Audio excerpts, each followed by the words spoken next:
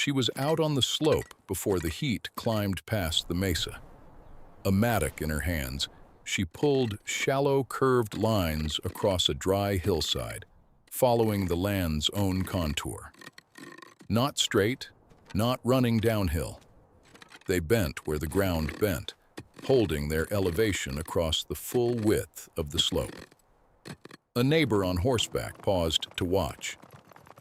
The widow kept working. He rode on without asking. Those curved ditches, shallow, empty, apparently pointless, had earned her a name in that part of the Arizona territory. People called her the Ditch Woman. It wasn't said with admiration. She was a widow holding a homestead claim in the summer of 1882. One child, a mule, and a hillside that needed to produce something. Lose the crop, lose the claim. What she had left depended on that slope.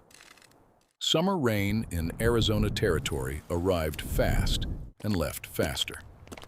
A dark curtain would roll across the mesa, drop hard for 20 minutes, and clear before the hour was out. On open slopes, rain that intense hit the ground faster than it could be absorbed. It ran downhill, carved its own channels, pooled at the bottom. The soil at the top got a brief soaking it couldn't hold. By midday, the surface was dry again, and most of what had fallen was already gone. Most farmers in the territory ran their furrows straight down the slope, the same way they had worked land back east, where water was rarely a constraint. In this country, that habit sent every inch of rainfall downhill as fast as it could go. The rain they prayed for was the rain they lost. Most of it left the ground within the hour. What she was building was meant to change that. The trenches followed the elevation lines of the slope, running horizontal to the grade, not down it. Shallow and flat-bottomed, they were designed to intercept water moving across the hillside and give it time to sink in. Behind each ditch, she had placed low berms of stone and packed earth to break the momentum of the flow and spread it wide before it could gather speed. A neighbor with experience and a reasonable argument pointed out what could go wrong.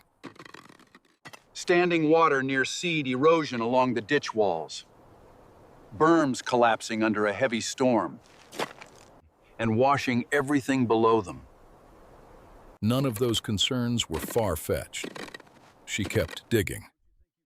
After the first rain, she pressed a notched stick into the soil below one of the berms and worked it down to where the ground resisted. She noted the depth. The same stick went back in after the next rain, and the one after that. What she tracked was simple: how deep the moisture reached and whether that number held. Whether the lines held any real value would not be settled by argument. The sky would settle it. The idea had not come to her on this hillside. Farther north, near the Hopi mesas, she had watched farmers plant corn at the foot of long slopes, not on the high ground, not on the flat, but at the base, where runoff from above spread and slowed. Flash floods carried silt down from higher ground and deposited it across those lower fields. The crops weren't irrigated from any outside source. The slope delivered the water to them.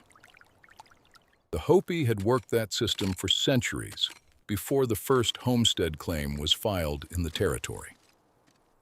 Auction farming, planting at the mouths of arroyos and washes where runoff pooled and settled, was not improvisation. It was a method built on precise attention to how this particular landscape moved water. She didn't have an arroyo mouth on her hillside.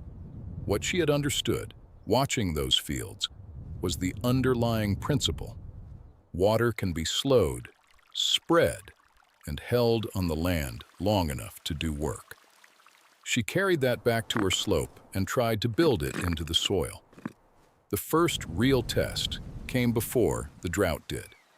A heavy cloudburst in late June overran the lowest berm on the east side.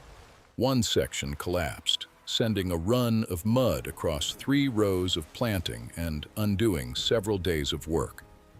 The neighbor who had raised the erosion concern was riding nearby when it happened. She examined what failed. The berm had been too steep, the base too narrow for that volume of flow. Over the following days, she dismantled the damaged section and rebuilt it, lower, wider, designed to spread the force rather than resist it directly. Other berms received the same treatment. Then the storms stopped coming at all. The ditches she had fought to fill now had nothing to catch. By midsummer, the territory was in drought. The sky stayed clear for weeks. Soil on the upper claims cracked in plates, then in powder. Stands of corn that had come in well after the June rains yellowed and stopped growing. Claims that had looked promising in the spring went quiet. On her slope, a narrow band of green persisted along the contour lines. She pressed the notched stick into the ground below one of the berms. It reached her mark before the resistance came. The same depth she had tracked since spring. The soil down there was still damp, where the earlier rains had soaked in slowly instead of running off. She checked the field next to hers, where the furrows ran straight down the grade, dry to a handspan, dry below that. The difference wasn't visible from the road. It was a foot below the surface. Her field produced a thin harvest that fall. Several nearby claims were abandoned before the season ended. Nobody in the valley said they had been wrong. The following spring, one neighbor began running his plow differently along the upper part of his slope. The year after that, another followed. No explanation was offered. The principle behind what she had done, slowing runoff, spreading it across a hillside, letting it sink rather than race away, had been practiced on these same lands for centuries before any territorial survey reached that part of Arizona. It would not find a name in federal agricultural policy until more than 50 years later, when the Dust Bowl finally forced the lesson into national legislation. The curved lines were still in the ground the following spring. The notched stick still stood at the base of one berm, marking a depth in the soil that had mattered most during the weeks when nothing else did.